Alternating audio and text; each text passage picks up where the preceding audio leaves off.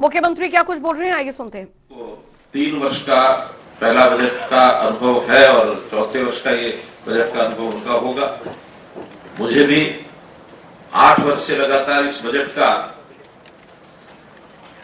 जो एक प्रकार से इस सरकार के नाते से अध्ययन करने का, उसको विधानसभा में जैसे चर्चा होती है उसका एक अनुभव प्राप्त हुआ और खास करके इस सत्र में जो 3 वर्ष से वित्त मंत्री के नाते बजट खुद रखने की का जो अवसर मिला है, उसमें बहुत से ऐसे नए विषय जो शायद वित्त विभाग से जुड़े होने के बाद ही प्राप्त मिलते हैं, वो अनुभव बाकियों को उस प्रकार के नहीं होते हैं, क्योंकि वित्त विभाग की एक जिम्मेवारी होती है।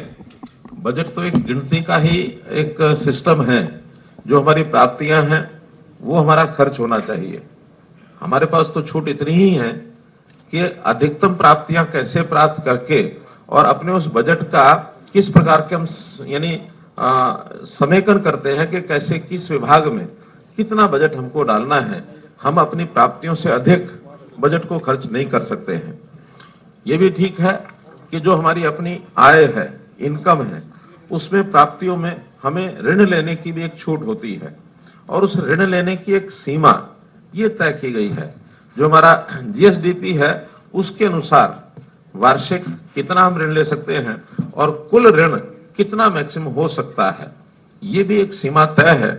मुझे खुशी इस बात की है कि भले ही कोविड के कारण से हमारे जो प्राप्तियों में कुछ कमी आई और उसके कारण से थोड़ा कठिन दौर भी निकला, केंद्र सरकार ने उसमें छूट भी बढ़ाई। जो 3% वार्षिक की छूट होती है जीएसडीपी की, उसको 4% भी किया गया, 4.5% भी किया गया। कुछ थोड़े बंधन भी लगाए कि जैसे आप कुछ सुधार करते हैं तो उसमें आधा % आप ज्यादा भी कर सकते हैं। कुछ प्रदेशों ने 5% की मांग की है तो 5% तक भी उनको जाने का अवसर मिला है, लेकिन हमें संतोष इस बात का है कि हम अपनी 3.5% से ऊपर हमने जीएसडीपी का जो घाटा है वो नहीं जाने दिया, यानी ऋण जो है वो नहीं हमने लिया। और हमारी कोशिश यही है कि 3.5% से ऊपर ना जाए, बल्कि 3 तक की जो पुरानी सीमा है उसके अंदर ही हम रहें।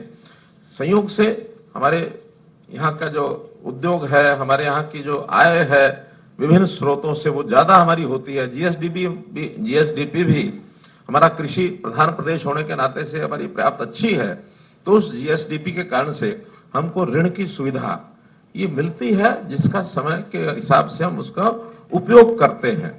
बहुत बार ये विषय आता है कि हरियाणा में इतना कर्ज हो गया, इतना कर्ज हो गया, इतना कर्ज हो गया। वो एब्सोल्यूट वैल्यू में तो दिखता है बहुत ज्यादा हो गया है, लेकिन उसका एक उपयोग हम विकास के नाते करते हैं, समाज के अंदर जिस प्रकार की आवश्यकता होती है उस नाते से करते हैं, लेकिन हम अपने लिमिट से बाहर नहीं जाते हैं।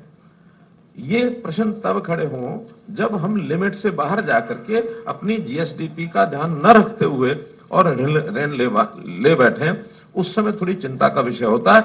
लेकिन we are well within our parameters. ये मैं एक जैसा वित्त मंत्री के नाते से ये मैं आपको विश्वास दिला रहा हूं। हमने पिछले वर्षों में कुछ नए नए प्रयोग भी किए हैं, जैसा हमारे डिप्टी स्पीकर साहब ने बताया है कि परामर्श के नाते जितने स्टेक होल्डर्स हैं, प्री बजट परामर्श बैठकें ये हमने पहले सेक्टर वाइज भी की थी। सांसदों का भी पहले साल में 2 साल पहले तो एक 3 दिन का अलग से ही एक सेशन चलाया था और फिर अगले वर्ष में हमने 8 भागों में बांट करके और एक विधायकों की कमेटियां भी बनाई थी। उन कमेटियों के कुछ काम उनको दिए थे ताकि वो विचार विमर्श करके आए और इंडिविजुअल भी अलग अलग से जो सुझाव आए थे उन सुझावों को भी हमने सम्मिलित करने की कोशिश की कि आखिर जनप्रतिनिधि की ओर से जो अपेक्षा की जाती है उसको हम ज्यादा से ज्यादा कैसे उसमें और समाहित कर सकते हैं, उसको करने की कोशिश की है।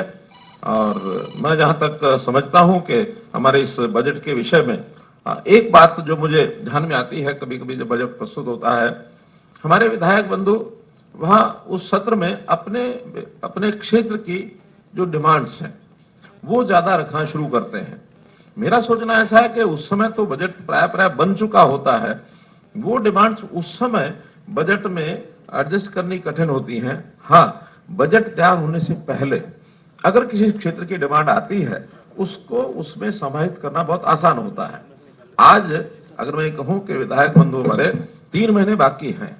अभी से वित्त विभाग को, बजट सेक्शन को, या अपने अपने विभाग में जिस विभाग की वो डिमांड है उस विभाग को, और सीधा सीधा मेरे तक भी अगर पहुंच जाएगी विधायकों की जो कुछ डिमांड्स, मैं उसमें समाहित कराने की कोशिश कर सकता हूं कि हम उसमें बजट जब घोषित किया जाए, बजट उसमें रखा जाए यानी पटल पर, उसमें से अधिकांश मांगे जो है जितनी संभव हो उसके अंदर रखी जा सकती हैं।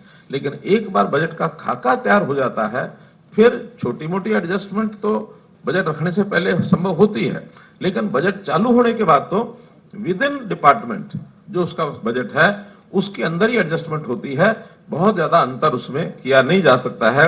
इसलिए 3 महीने पहले ही यदि हम अपनी डिमांड्स को रख देंगे तो उसका एक लाभ मिलेगा। पिछले बार में एक अच्छा अनुभव जो आया कि हमारा जो बजट है वो भी जैसे ई विधानसभा का क्रम चला है तो पेपरलेस बजट रखा गया, वरना इस बजट के इतने बड़े बड़े ग्रंथ और कागज हमारे पास विधानसभा में आते थे, कभी तो उसको देखने का, पढ़ने का अवसर भी मिलता नहीं था। लेकिन अब सुविधा ये कि उसमें सर्च के नाते से हम कोई भी विषय अपने उस टेबलेट में से, क्योंकि ई फॉर्म में रखा गया तो उसमें हम उसको ढूंढ सकते हैं, उसको सर्च कर सकते हैं, उसके हिसाब से अपना अध्ययन भी कर सकते हैं, काम भी कर सकते हैं।